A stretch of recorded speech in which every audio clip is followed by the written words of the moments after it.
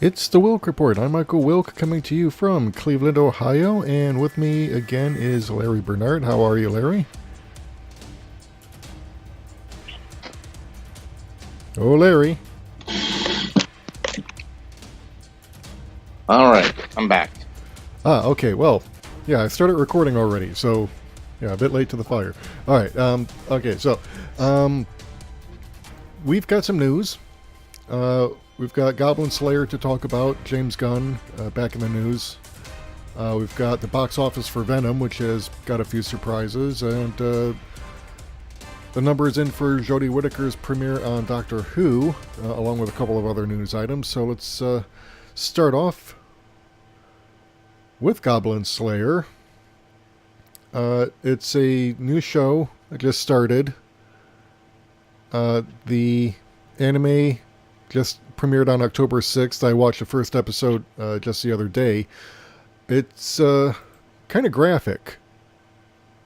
Not as much as a manga, but the anime itself is actually quite brutal.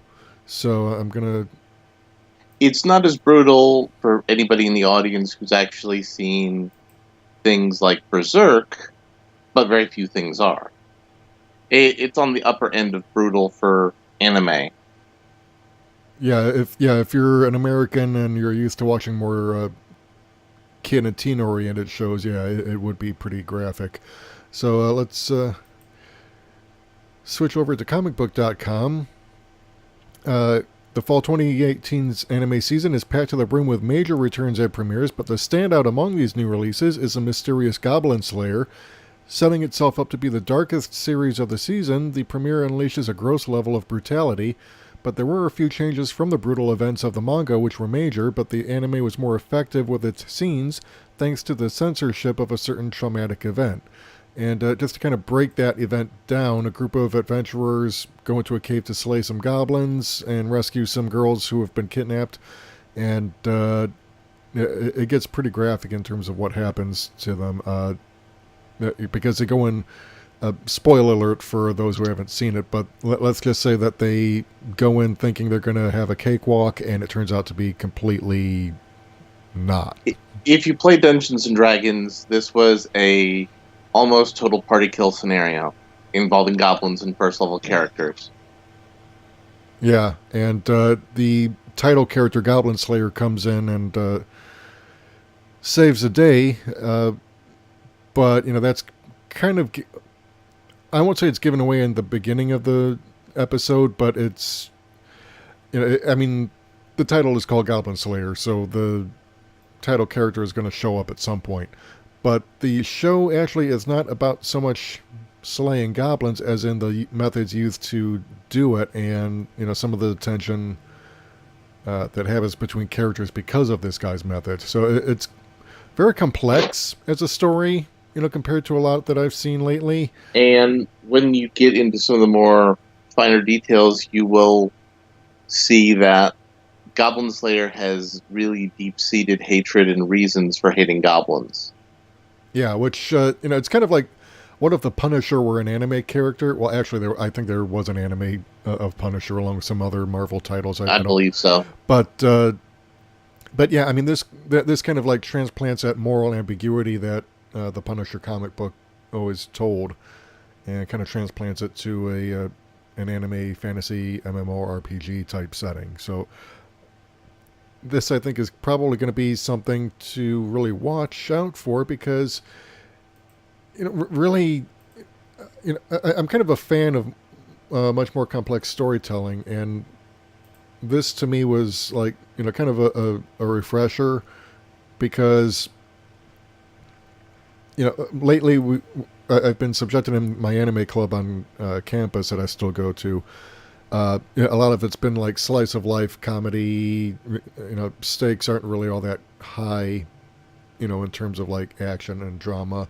But, with this, it kind of ups the ante quite a bit. And a lot of it, like I said, has to do with the way it handles some of the subject matter and some of the more graphic scenes in there. Again from comicbook.com, I'm quoting the next paragraph. The censorship only makes the situation harder to watch, especially when you consider that these characters' backstories have been removed from the anime's portrayal of this massacre. You don't need nudity in order to fully grasp what kind of world Goblin Slayer is set in, although there is some. So, again, you're kind of like shredding fine territory if you're looking for something that you can watch with your kids or whatever. But one of the things about Japanese animation is that they've got it for all ages, so, you have to be kind of careful if you're looking for stuff to watch with the family, be aware of what you're getting into. But, if that's not an issue, you can probably tune into this and relate on an adult level because it has that level of writing. And also, you want to consider with Goblin Slayer, the priestess, who is the audience viewpoint character, is probably the way she's been framed in the anime, a goblin rape survivor. So that kind of recontextualizes her entire character dynamic in the show. Yeah, because when she comes in, she seems, quite innocent and naive, and, gets, very easily traumatized by the massacre that takes place in the first episode. But, once you start peeling back these layers, it's like, all right, this is, a lot more complicated than we thought.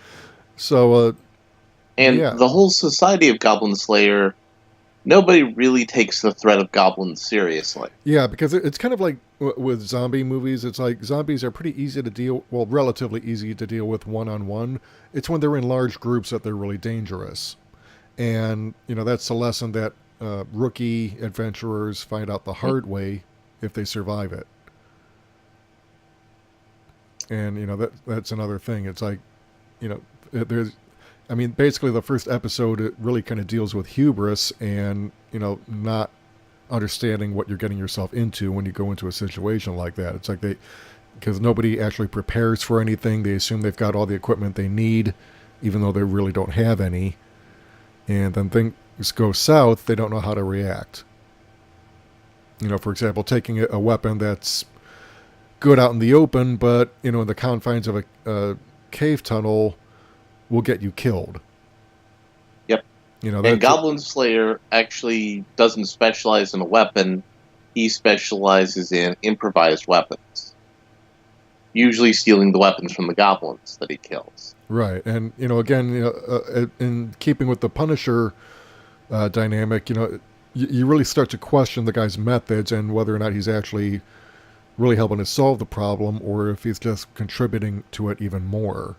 And which I think, if this is going to go in the direction I think it's going to go, I think, that sets up for, a very nice dramatic confrontation by the climax of the show. Yeah. So yeah, we'll see where this goes, but I'll keep you updated on this because it's only like 12 episodes, I think. So 10 or 12, because everything has to be 10 or 12 episodes now, which actually doesn't make good television, but that's a whole other argument. Yeah, the website lists 12 episodes for the anime, according to Anime News Network. So, we'll be keeping an eye on this. But, switching topics to James Gunn. Yeah, let my screen load up the article page. This is according to Deadline.com. There's a James Gunn boards Suicide Squad 2 to write and possibly direct. We don't know if he's going to actually direct. We know he's set to write the script. He's in talks to direct, but nothing's set in stone on that area. But Deadline says, he has been hired by Warner Brothers and DC to write with an eye to direct the next installment of the Suicide Squad franchise. It's the first job he's taken since he parted ways with Disney, which let him go from the lucrative Guardians of the Galaxy franchise in July, in the wake of old controversial tweets that had been compiled by alt-right journalists and sent to Disney. And Dave Bautista is interested now in doing Suicide Squad, by the way. Yeah, well, when you consider that a number of the characters in the first movie got killed off, you could easily write him in there, playing another character. So, but Gunn's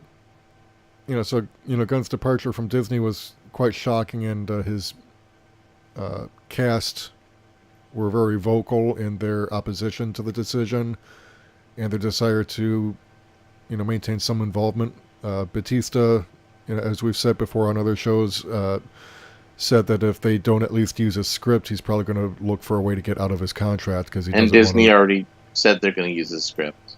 Yeah. So, but apparently, according to Deadline, numerous studio executives told Deadline that they were eager to try and find a project with Gunn, who'd written and was expected to direct the third Guardians after his first film's $773 million global gross was surpassed by the first sequel, which grossed $863 million worldwide. So it's been easy for studios to run from filmmakers caught up in this Me Too movement, but Gunn was the decided exception. Many felt that his attempt to be provocative at a time he was coming out of the Troma Film Factory were only words, even if his missives were indefensible. So it looks like James Gunn is not, going easily into that good night. He is finding at least one project with Warner Brothers. And I mean, realistically, they ripped off his work on Guardians of the Galaxy for Suicide Squad anyway. Yeah, because they were trying to capture that magic without doing any of the work to build it up, which so let's hope that Warner Brothers can actually pull something together with this, because their decision making really has not been all that great when it comes to picking projects and hooking them up with writers and directors. And also now they're saying, hey, it's not going to be in the main canon of the DC Extended Universe. I'm like, oh, Disney, what are you doing? What are you doing, Disney?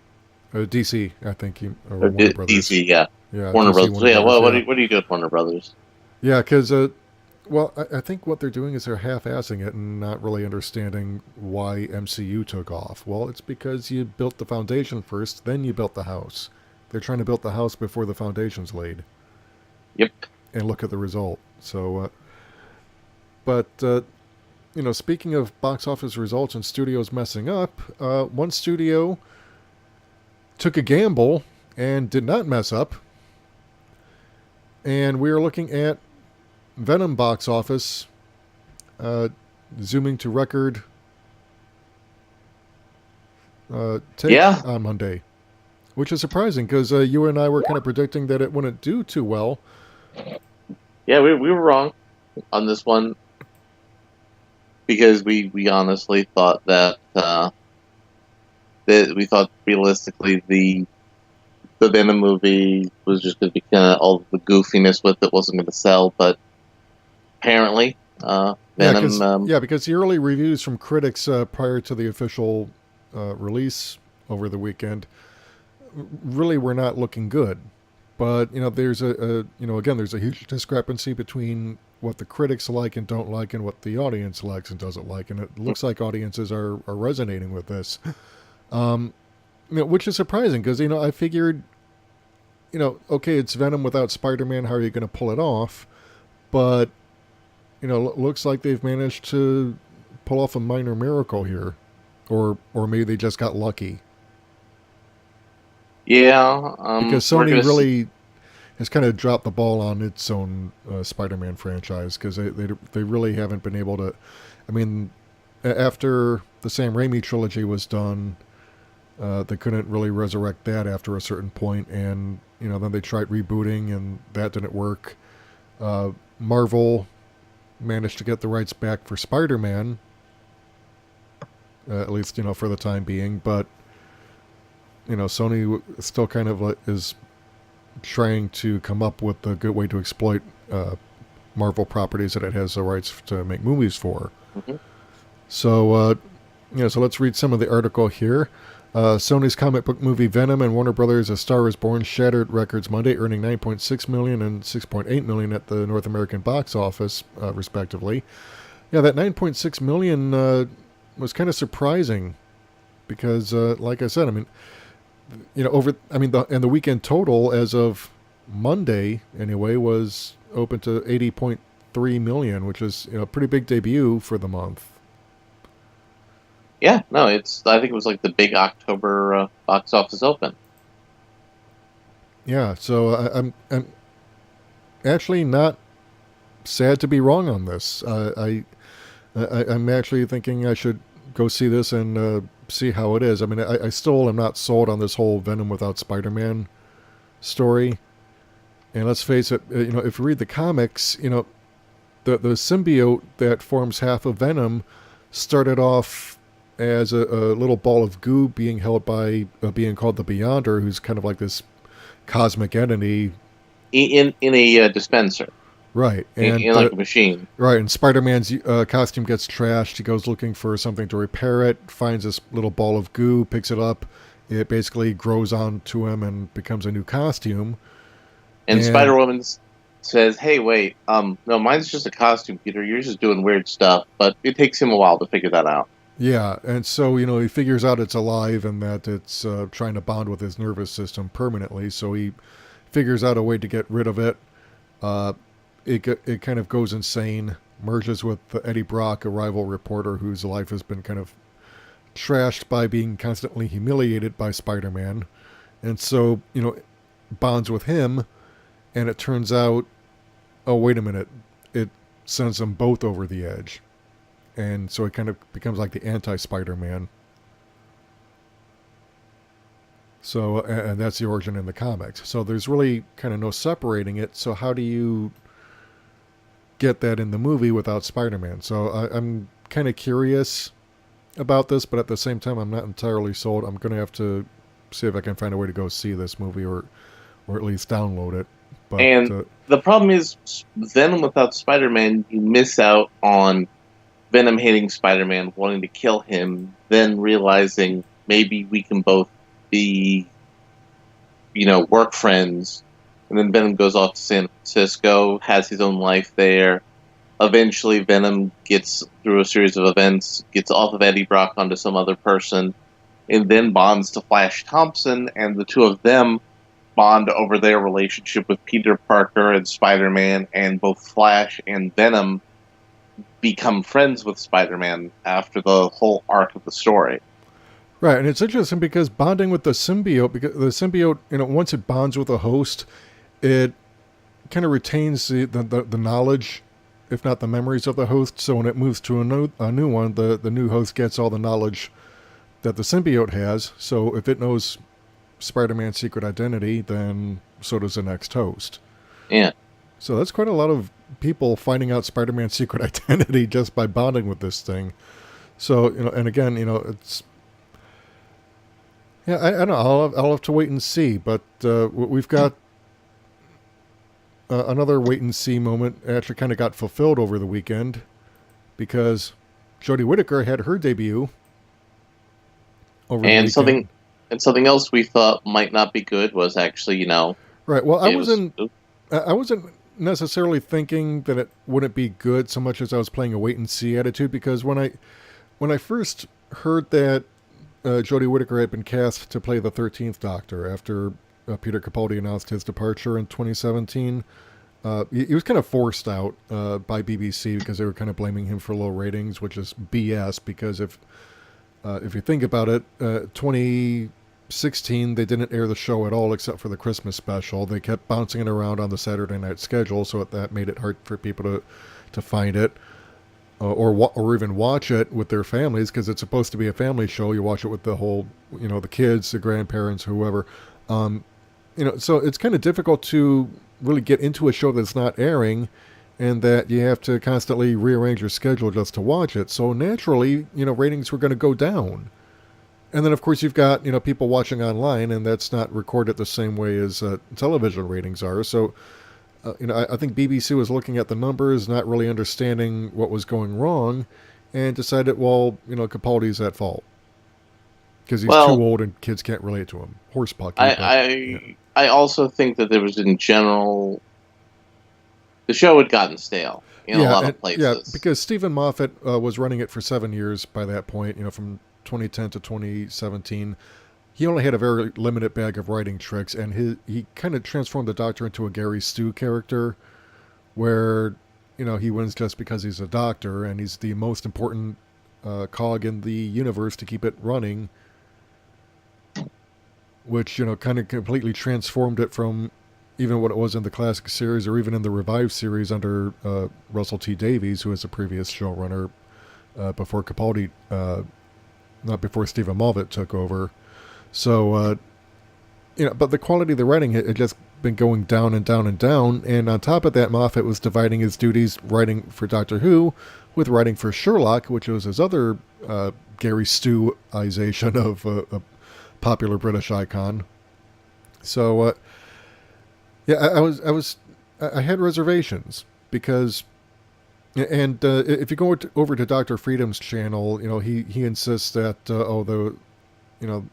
BBC had nothing to do with casting a woman, but it was pretty clear that BBC and Moffat were pushing a woman to be the next Doctor, because Moffat had brought up as early as 2012, he had the Doctor make a reference to another Time Lord regenerating into a woman. BBC's also had some issues with female employees and pay. Yeah, and, of course, 2014 rolls around for Series 8, and Capaldi reintroduces the Master, but as a woman. And then reinforces that with the 2015 Christmas special, where another Time Lord regenerates back into a woman after having previously been a man for once. So if it's like, it's very clear where both the BBC and Moffat were going with this, and kind of like building up expectation to where Chibnall might have felt either obligated to cast a woman, or if he had to, he was going to control which woman he cast, namely one he had worked with previously. But I was kind of dismayed when I first heard the news that BBC was looking about for a dashing young male in the mold of David Tennant, because I was like, quit pandering to the teeny bopper girl crowd, because that did work really well when they were doing it consistently. Right, but I felt that the Doctor should be kind of like middle aged, at least like 40s or 50s, kind of be like your dad or your grandfather, because that's what he started off as. And obviously, if you go back and look at the classic audience, and to a certain extent the present audience, I don't think people really minded so much that the Doctor was older, but they wanted good stories, and we weren't getting them with Moffat. And again, the BBC kind of took the show for granted, in terms of scheduling. So really, I think it was kind of a cop-out when they decided, we have to pander to another demographic that's not the original audience, because they wanted to reach out to one, and they were kind of like being condescending about it, like, it's the 21st century, it's time a woman got the job. Well, maybe, but this was 30 years late, because you had a chance to do it back in the 80s when Sidney Newman floated the idea, because he felt the show had gotten stale back then, and wanted to do it just to kind of mix things up and explore different aspects of the Doctor's alien physiology and culture. That's a legitimate creative decision. I mean, if they'd just done it back then, I would not have had a problem with it. I would have thought it very interesting. But you do it today, 30 years later, when it's in the middle of a trend of people doing that, right? And it just comes across like you're pandering to the SJW crowd. But the episode itself kind of surprised me, because it was very toned down. We're not talking trying to do an epic story with no real resources to pull it off. We're not talking about promises made and going unfulfilled, like we had under Moffat. So I was actually kind of pleasantly surprised. So Larry, I've been hogging the discussion about this, so how about get your thoughts? I haven't trusted the BBC writing and management of Doctor Who, or management of the other iconic British television properties that they're currently utilizing. And there are a lot of aspects of the Doctor that are debatably gendered. The Doctor was a classic British pulp fiction male archetype recast for a new era. The imperialist British scientist adventurer is now a space alien tourist who wants, globalized international law and order and a united humanity on Earth.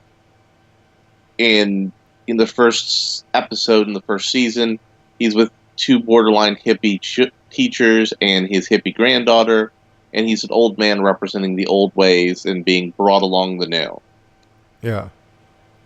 Yeah, so for its time, the show was pretty groundbreaking and stayed on the air for like 26 seasons before getting canceled. And then Russell Davies managed to get it resurrected in 2005. This was after a 1996 failed backdoor pilot in the form of a TV movie starring Paul McGann. That kind And of Paul helped keep McGann, interest alive, though. yeah, and that TV movie wasn't that bad.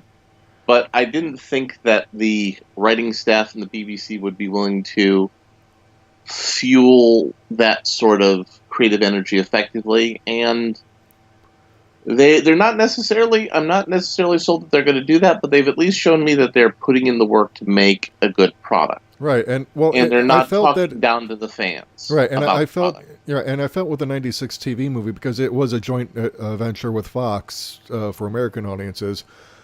So, but it didn't really do all that well of the ratings here in the States. So, Fox decided, no, we're not going to continue with this, and because it did well in the British market, obviously, because people were hungry to have the show back, but it really didn't take back off until 2005, and then of course you got Russell Davies. He sticks around for 4 series. He's really kind of 4.5, if you think about it.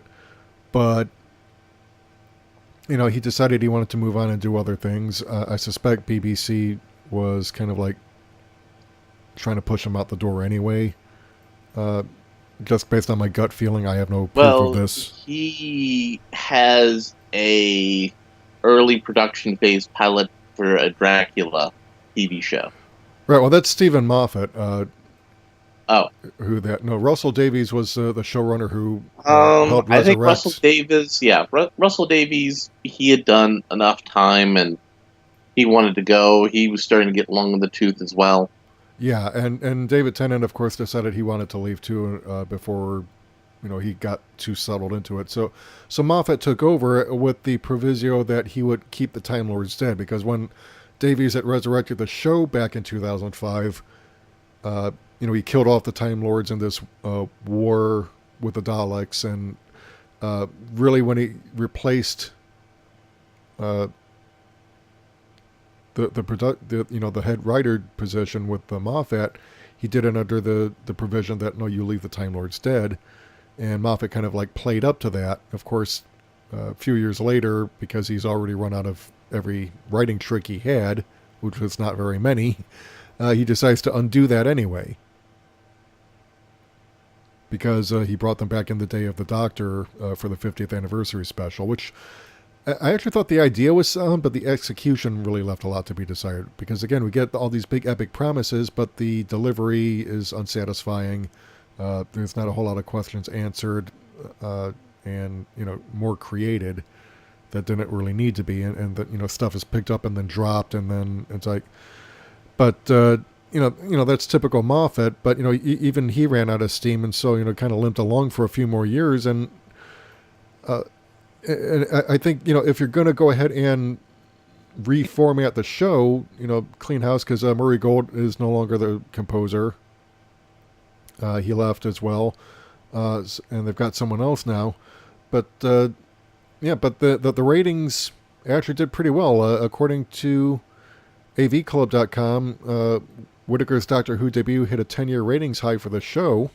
Which basically was the last time the show did that well was when was David Tennant's started as Doctor, his Christmas special. So for a non-Christmas special, that's huge. Yeah, yeah, it is. In fact, actually, they got 8.2 million viewers watched The Woman Who Fell to Earth, which was the opening for Series 11. By comparison, the Capaldi-led premiere of the 10th season drew 4.6 million overnight viewers, which, the publication, deadline reports is roughly in line with season 9 premiere. But Whitaker also garnered more viewers in her arrival than Capaldi or Matt Smith in their respective debuts. Of course, by that time, the show had already been back on the air for a few years.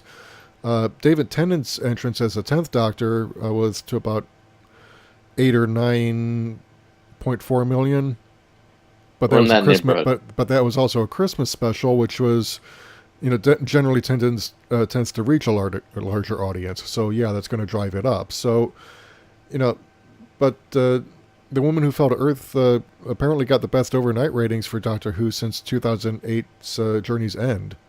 Yeah. So I mean, it was strong, and the episode was good. It was a return to a lot of things from classic Who that we haven't seen in a while.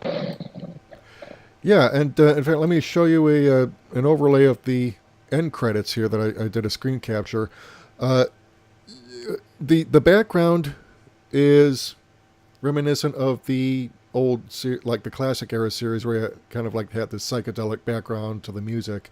In fact, let me see if I can cue up the ending theme a little bit and hope BBC doesn't decide to take the video down because of this, but here it goes.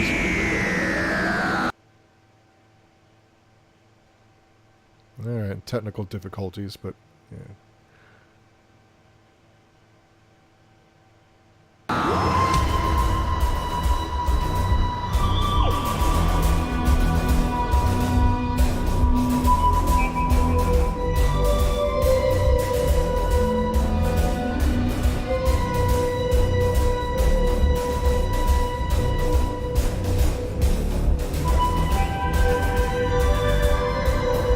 All right, so that's enough. I don't want to get us taken down, but for you listeners out there who heard that little bit, yeah, it's very much in line with the classic era TV show and those tunes. It's not flashy. It's not trying to be like big and pretentious and epic. Although I'm not quite sure about that whole electric drum beat to the whistling type music. It's kind of like they're trying to be all edgy and digital and synthetic. I think they could probably do a little bit more organic going in. I mean, that's just my opinion. But as far as breaking down the episode, though, Larry, what are your thoughts on that? Things I like, and like a lot, the Doctor is no longer, as we mentioned before, the central figure in the grand drama of the universe. The companions matter to the story. The Doctor's not giving them things to do. They're having agency, and they're making decisions, and the Doctor is working with them as part of a team. And background characters in a way that probably since Classic Who have mattered. I mean, at least Russell Davies' era on the show. Yeah, because we're seeing actual characters here, not Mary Sue's or Gary Stu's. This kind of goes back to the original series with William Hartnell in the starring role, because it started off basically with Susan and the two teachers, so you had three companions, and for the time it was kind of diverse, two women and two men, and the Doctor is kind of like this. At first he's kind of crotchety and cranky, and kind of softens up as the show progresses. But it's much more of a team effort, and we got that vibe again. And the characters are fleshed out. They're not the most important thing in the Doctor's life. I mean, they will be, obviously. Yeah. Otherwise, they wouldn't stick around. But they're not inflated as being like some kind of Mary Sue character where the character is awesome just because of being awesome and kind of teaching the Doctor how to be better. No, I mean, the Doctor is supposed to make other people better. So we're kind of seeing a return to that. And yeah, they each have their own personalities. They're not they're not cookie cutouts like the Moffat era companions have been. I mean, it's not that the actors who played them, I mean, Karen Gillan and Arthur Darvill as Amy and Rory did well with the material that they had to work with. It's just that the material they had to work with wasn't all that great. We saw that repeated with Jenna Coleman's Clara Oswald and Pearl Mackey's Bill Potts. How soon do you think till Jenna Coleman starts to get her big Hollywood break? I don't know, because she's kind of known for doing more character-driven roles. Because, in fact, all the Doctor Who actors, except maybe for Matt Smith, have really kind of gone on to do other stuff either Hollywood. I mean, Karen Gillian's doing the Hollywood route, but Arthur Darvill went on to Broadchurch with David Tennant. Did well in that role. He's also gotten a couple of other film roles. You've got Jenna Coleman is playing what was it, Queen Victoria, I think, or was it Queen Elizabeth? I don't remember. I think it was young Queen Victoria. Yeah. Okay. Yeah, Queen Victoria then. Yeah. So she's playing Victoria. It's either on film or on television. I don't remember which, but yeah, she's doing that role right now. Billie Piper, of course, had her singing career and kind of went back to that. Although she was actually on Penny Dreadful, actually, post Doctor Who, which may or may not be a good thing. But really, the only Matt Smith is going to be in Plan 9 from Lucasfilm. Yeah. Oh my God, dude. Yeah. He's just been striking out with a lot of his roles that he's been choosing. Which now he's playing Charles Manson in an independent little Britishy kind of movie. Yeah. So yeah, we'll see how that does. But yeah, I kind of feel bad for him because he's probably like the one Doctor Who actor who really has gotten since the show came back, who's really kind of gotten stuck in a rut. Which is kind of what happened to the classic era actors, where after Doctor Who, their careers really kind of petered out, or they got typecast. But yeah, that kind of seems to have been happening to Matt Smith, and he's tried to break out and do other stuff, but he's made some bad decisions. Terminator, Second Genesis. He was good playing Prince Philip. He did a very good job playing Prince Philip on... for the Elizabeth biopic, yeah. On Elizabeth the series. II, right. So, so it's kind of a mixed bag for him. But in terms of the episode, it's, getting back to talking about the episode, The Woman Who Fell to Earth, it opens pretty much like a lot of the Moffat-era episodes. You've got someone talking to a camera on YouTube in this instance, talking about what turns out to be the events of the episode. Starts off with the Doctor literally falling into the situation. You've got another throwaway enemy that doesn't really add anything to the episode. In fact, the one big complaint I've got about Chibnall's writing, and you and I have discussed this before, Larry, is that the stakes really don't feel like they're really there. Yeah, though in this episode, the stakes weren't really what was important. It was setting up all the character dynamics. And Sheffield was a character in this episode. Yeah, with Sheffield being the location in England. So, so it seems like the action has shifted from Cardiff now to more Sheffield, which should be interesting. But, like I said, I mean, it felt too much like the baddie in The Power of Three, where the bad guy was really,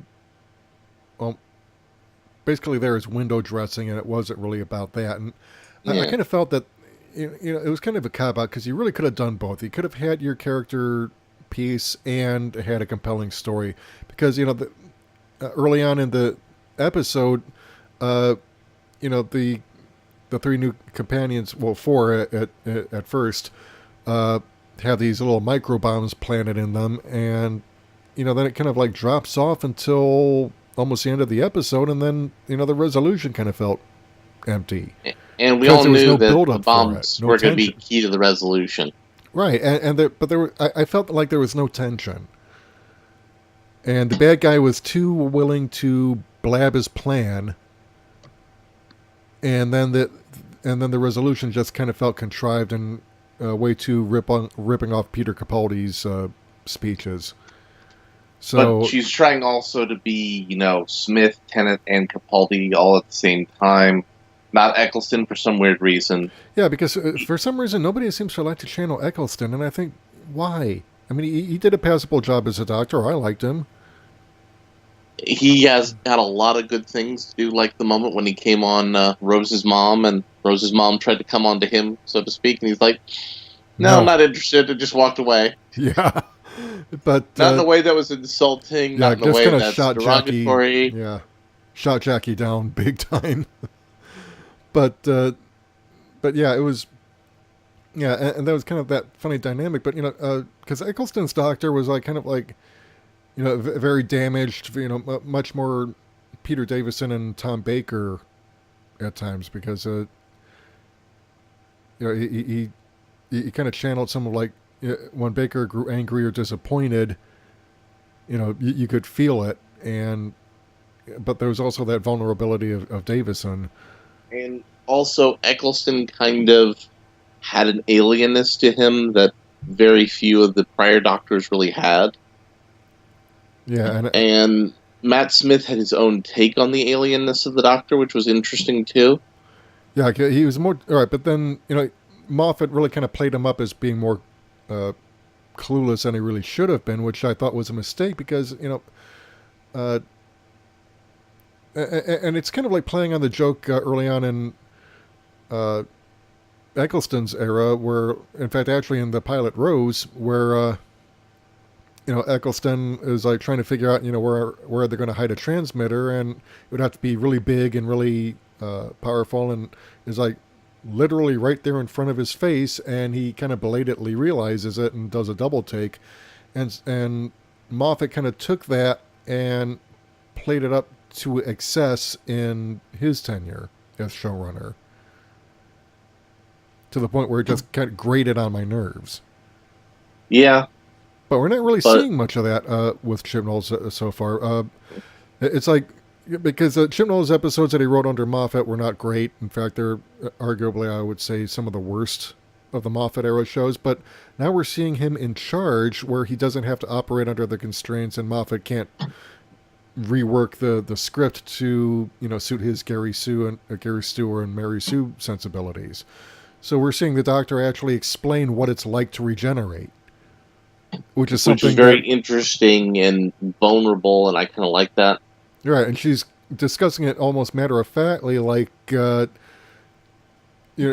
saying it to pass the time, but at the same time, this kind of nuance the Doctor's character we've never seen before. Yeah, and what I like about Chibnall is that he does good character stories, but character-driven stories, and if he keeps this up, I'm probably going to get more into the show, but I think he really needs to work on upping the stakes and making them feel more real than he has so far. Although, kind of there's some lines in there where the Doctor talks about still reformatting, still rebooting, kind of still evolving. So, I've got higher hopes for the show under Chris Chibnall than I did before. I was taking a wait-and-see attitude, and I'm still kind of waiting to see. I do think keeping the sonic screwdriver was a mistake. Do you agree with that, Larry? I don't mind the sonic screwdriver, though. I think the fact that the Doctor can make it with almost entirely stuff somebody has in their garage in Great Britain, that was a little weird. Yeah, I mean, we know the Doctor's a genius, but, you can't. You can only do so much with the material you've got to work with, and even a genius. I mean, they literally show her melting down old diningware, to make the casing, which and soldering old circuits, and I don't know where she got the crystal for it. I think she palmed the crystal off of the alien doohickey that was in the garage. That is possible. Yeah, because she could have cannibalized the alien tech in the episode. That's not outside the realm of likelihood. But it just seems to me like some of it, like I said, it's still a bit contrived in areas. But like I said, I mean, I just felt like, I mean, if you take a look at the Chibnall penned episode, The Power of Three, where again the monster of the episode just kind of feels like almost an afterthought in terms of the episode, because it was more about the characters bonding, which again, I don't mind, but the situation is they're fighting a monster, and that monster has to be genuinely scary and pose a real threat, and otherwise, the Doctor is really just there for no particular reason, and the action's happening for no particular reason, because it doesn't compel me to get invested. the way it should. So I hope that improves. Yeah, and I think that's going to be a crucial element to the story. Yeah, and of course the end credits, showcased all the guest stars who are going to be on it. Chris Noth, by the way, from Law and Order and Sex and the City, is going to be in an episode. So that should be interesting. Although I wonder if BBC kind of jumped the shark showcasing all these talented guest stars on there, because that's actually what they did last season for Series 10, and they kind of spoiled that John Sim was back as the Master. His version of the Master, anyway. I think the two and Masters it was supposed to be a surprise. I think, though, the two Masters was interesting enough. It didn't need to be a surprise. Right, but considering how literally insane the BBC has been about trying to keep secrets on Series 11, to the point where they even were kind of trying to pressure Twitter and Facebook and other social media platforms to kind of give up the identity of whoever leaked a 53-second video clip from the pilot that was unfinished. It's like, guys, you're really going off the freaking deep end here, but yet, you guys spoil surprises when it suits you to promote the show. So why are you getting so batshit insane going after a leaker? It's like, it's nothing you wouldn't have given away anyway. Well, that's, to sell the leak as being, salacious and interesting. But the new Doctor Who's a recommend so far. We're one episode in. They're going to do the second half. The Doctor's going to finish continuing debate. And then we'll have a third episode where we see the new Doctor in full form. So we'll see how all this works. Yeah, because this is a shortened season. I think there's only like 10 episodes plus a Christmas special, so about 11 episodes total. And we still have not seen the new TARDIS interior, because just like in Moffat era, the TARDIS got damaged, has to regenerate itself. But right now it's out of the picture. So we're seeing the Doctor without the TARDIS for a couple of episodes. I really do wish that they would ditch the sonic screwdriver, though. I mean, it's become such a high-tech magic wand that just... it becomes a lazy cheat for writers who don't want to put in the effort to find a truly clever way to get out of a situation. And they ditched it back during the Davison era, really, I think, right up until the 96 TV movie. And they ditched it for Capaldi briefly for the sonic sunglasses, which didn't work as well. Yeah, which was itself still a cheat. And, because, the ditching of the sonic during the 80s kind of forced the writers to make the Doctor much more manipulative and clever. I mean, especially during the Sylvester McCoy run, where he played the Seventh Doctor, he was hyper manipulative. Yes, but they were also to the point of alienating his friends, because they. But it presented a clever way of getting out of situations and kind of showing just what a master chessman he was at the time. And we're trying to build the Cartmel master plan, which never got to go off the ground, unfortunately. Yeah, because they were trying to reinsert some mystery into the Doctor, which, again, maybe not would have been, it might not have been needed if you just turned him into a woman back then, just to see what would happen. I think the idea for the Cartmel master plan is pretty good. Yeah, I think they should have went with that, because that could have been interesting. Right, but keep in mind at the time, BBC was headed by a guy who really didn't like Doctor Who and was looking for any excuse to get rid of it. So the kind of temporary slump in the ratings gave him an excuse to kind of like say, no, we're not funding it anymore. So you guys are done. Which is a shame, because I would have loved to have seen the season 27 console room, because they were ready to do a major rebuild and make it for what at the time would have been more modern looking, because let's face it, they've been using the same set for like almost a decade by that point, with only a few minor tweaks, and it was looking its age. Which is basically why they had to go with a new console room for the Whitaker era, because, again, I mean, they put these sets through their paces, and the Matt Smith console room, they kept it through Capaldi's run with some minor cosmetic changes, and but the lighting kept getting darker because set kept getting more beat up. But one thing I do hope, and just kind of closing out this segment, is I hope the next regeneration, whenever that is, they don't keep trying to top it by making more explosive. That was a completely stupid idea on Moffat's part. Wait, you're saying we can't have a quadriplegic Doctor next? Or, no, we can't have the Doctor exploding the entire TARDIS every time he or she regenerates. Oh, that, yeah. Right, or because when Matt Smith regenerated in 2013 into he Capaldi, blew up a planet. Right. Well, no, he blew up the Dalek spaceship by turning his regeneration energy into a weapon. And that was just stupid and over the top. That was Moffat trying to outdo Russell Davies and David Tennant's departure in 2009. Which, and that was really the only reason he did it. But it's like, guys, yeah. So, but yeah, well, but moving on, because you've got something to say about John Delares, and I hope I pronounced that right, but he's got like this Steam and Country, Flight of the Rosandia, and it looks like a whole bunch of Kindle books out.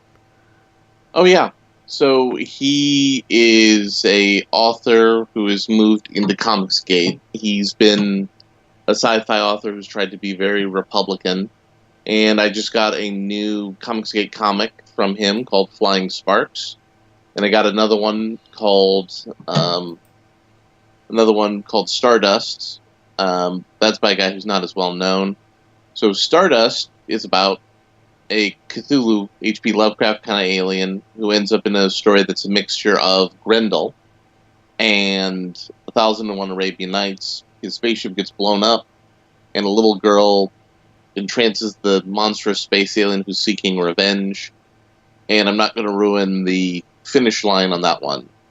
But right. For Flying Sparks, it's a very basic comic book story. Right, well, it somehow doesn't surprise me because on his Amazon list of books that he's involved in, he participated in MAGA 2020 and beyond with a whole bunch of other far-right lunatics. We're gonna get into.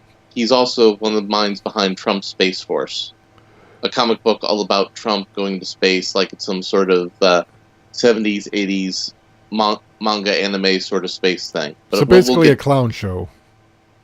Oh, no. It like has Charles Payne as a character in it, in like a exploitation sci-fi story, and Charles Payne thought it was funny. And like Sebastian Gorka's in it, and he's promoted the book on Twitter. Yeah, well, here's the thing, though. He's trying to give legitimacy to an idea that even the military thinks is laughable. Well, I mean, because every time Trump opens his mouth about it in front of whether soldiers or West Point cadets or something, they bust out laughing behind him like, oh God, he's talking about this shit again. So it's like... The Space Force has a little bit more complicated military history, but I want to get back on the main topic for a minute. So his comic book, Flying Sparks, it's a basic story. Young, inexperienced superhero is secretly dating a supervillain. And their two paths get set to collide as his villainy eventually brings her at risk and forces her as a hero to chase down his villainy and expose him.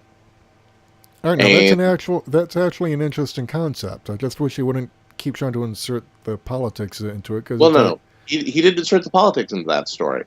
The stuff that he inserts his politics into is stuff like Trump Space Force, where it's blatantly obvious from 1,000 miles away, and you're able to go, okay, I know what this is. I can choose to be a part of it or not. Okay, but yeah, I mean, that is an interesting concept, though. It's like, because this actually happened in Marvel X-Men during the late 80s, early 90s, where Chris Claremont was writing, and he had Rogue get involved with Magneto. And of course, that was always doomed to fail, but it was still an interesting concept. But those are really kind of two side characters by that point.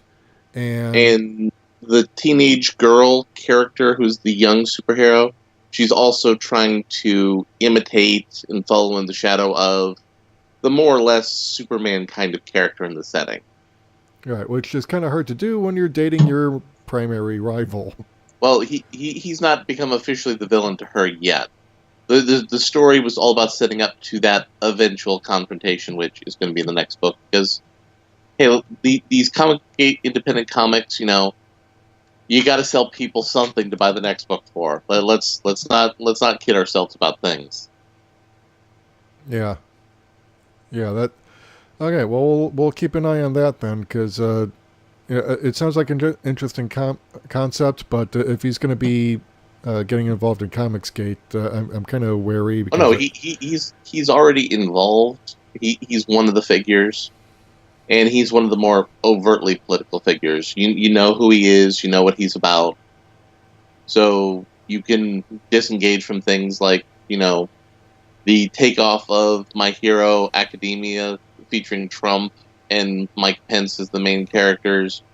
You know, I know when things like that come out, it's like, okay, this is what this is going to be about, and I can make my choice.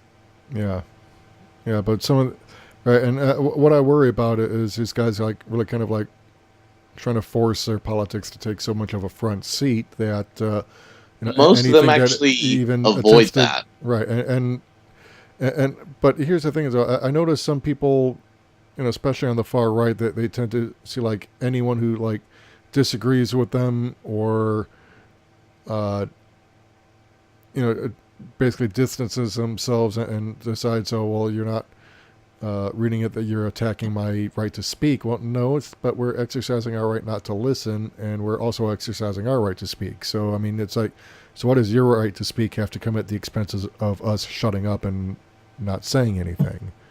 Whereas, you know, even on the fringe left, who you know, tend to go overboard, you know, even they still give the right their ability to speak. So, you know, it's like, yeah, I don't know.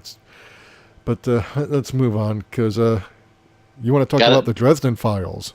Yes. Returning to television. Yes. So, got a little article here from Bleeding Cool, and I don't normally want to use Bleeding Cool for a source because it can be kind of a lower tier quality web journalism source, but How Fox dare 21. Why do you have to be so awesome, Larry? You're using Bleeding Cool. Fox 21 Television Studios, which is basically the TV studio division for the new Fox that's going to be going forward, has optioned the Dresden Files book series by Jim Butcher for a new TV series. Something Jim has been wanting to get done for a while, even though he has a bad case of George R.R. Martin disease. His most recent book is kind of a year or two late, but in Jim Butcher's defense, unlike George R.R. Martin's defense, he did get divorced, he did move to a new city, and he did also start another book series. Yeah, and because they Bleeding Cool provided a helpful Deadline Hollywood link, so let's follow that. But yeah, so Eileen Maisel, the producer, who has a first look deal, which, as I understand that, is she has the right to look at it, see if she likes it, wants to be... No, Fox 21 has the right to look at the deal. Yeah. Now, I don't know if she has a deal with Jim Butcher that gives her the right to try to sell this. I don't know the particulars. Does it say in the Deadline? Yeah, they're producing it with the Temple Hill Entertainment. John Fisher and Julie Waters are overseeing the project. And Temple Hill Entertainment, for those of you who may not know, are responsible for such movies as Twilight Saga New Moon, Twilight Saga Eclipse. All right, that does not fill me with confidence, Larry. You're scaring me. The Maze Runner series. Power Rangers, the new movie. Uncle Drew. And they also did the Rosewood TV series most recently. But they've made some money. They're a production house that has made some money. Now, Eileen Maisel, who's going to be the executive producer and likely showrunner, was a producer on Inkheart and Golden Compass. Did a lot of foreign movie production. It was involved in the 2013 Romeo and Juliet movie as a producer. Which one was the 2013 Romeo and Juliet? I don't know. I never saw it, and I really have no desire to see it. Yeah, no. But because it seems like every time they try and resurrect a Shakespeare play with a more modern setting, it doesn't sit right with me. Although to be fair, when Anthony Hopkins played Titus Andronicus in the play, turned into a film, they kind of set that in a more modern setting, and it worked because they took the material seriously. And it was actually just a straight production of the Shakespeare play, dialogue and everything, but, they just set it in a modern setting. Kind of like what with the way that Kenneth Branagh adapted Hamlet to a 19th century setting as opposed to, keeping it in the Middle Ages. But it worked because you're not reformatting anything. You're just setting it in a closer era. But then you had Leonardo DiCaprio and Claire Danes in Romeo and Juliet, but it was set in like 20th century gang war violence, and it didn't work. So it's kind of a mixed bag for me on that. Yeah. So Dresden Files, for those who may not know, it's probably the second best known urban fantasy series, and the second best one that's also not a young adult fantasy series. Yeah, because if you look at the cover art, you're looking at the Bleeding Cool image file. It's like he's dressed all in black cowboy gear. He's like the hat and the duster but he's carrying like this what looks like some kind of high-tech baseball bat or wand. That's his hockey stick / wizard staff. Okay. Doesn't look much like a hockey stick, but yeah. But if he uses it like one, that's one thing. Yeah, and Harry Dresden is a wizard, and he's a PI, and he's the only wizard in the Chicago phone book. Hasn't it been adapted for TV before? It was on a sci-fi series, which was okay, but not great. But as an adaptation goes, it was very much a product of its time. And I think it would get a better adaptation now, but that's just because the expectation of the consuming fan culture is different now. Yeah, which brings me to my next thing, because if they're going to adapt a property, I would be interested to see Christopher Golden's Shadow Saga adapted, because that one deals with vampires and demons and aliens in a way that really kind of turns the whole concept on its end, and it gives vampires an origin that you wouldn't expect. And Christopher Golden actually is a good writer. He's worked on various titles. He was working with Amber Benson from Buffy the Vampire Slayer, doing some projects with her. He's written Buffy the Vampire Slayer novels. So he's got some credentials. And I would not mind seeing that brought to the small screen, or even the big, well, maybe not the big screen, because it is a fairly comprehensive novel, and I don't want anything being cut out that really should probably be in there. So maybe see it turn into a TV series. The only thing I'm concerned about with the Dresden Files is I don't know if the current zeitgeist, if the Dresden Files story is too far behind the current zeitgeist.